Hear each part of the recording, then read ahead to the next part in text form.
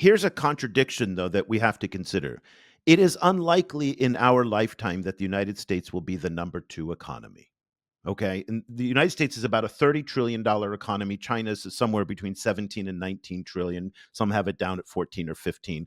But it is unlikely that China is going to double the size of its economy in the next 10 years, especially given the fact that Chinese economic growth has slowed considerably now. So we may have a situation where you have the United States still as the largest economy in the world by far, by multiples of trillions of dollars, and yet an isolationist or a belligerent power.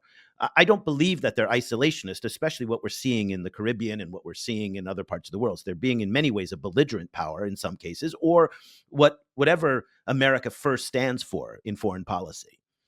So we may have this, both may be true at the same time, where they are retrenched from the world, but at the same time still very powerful. I had two questions for you, Eric, but I'm going to start by the second one based on what you just said about America and also based on what Kobe said in terms of like what does it represent for the average Americans or the future of America in terms of like not being second power, but having a different international system. How much the nature of the United States today relies on the fact that it's still very much entrenched to international system in terms of financing, in terms of like in terms of soft power, in terms of all of that. Now, when we see how the United States is redrawing of all the spaces and having countries in the global south, China trying to reshape all of that, how much, even though they're going to remain likely the first economy in the world, but how much that withdrawal from international system can reshape the way internally America is still working and how it's seeing the world. Do you see that kind of change may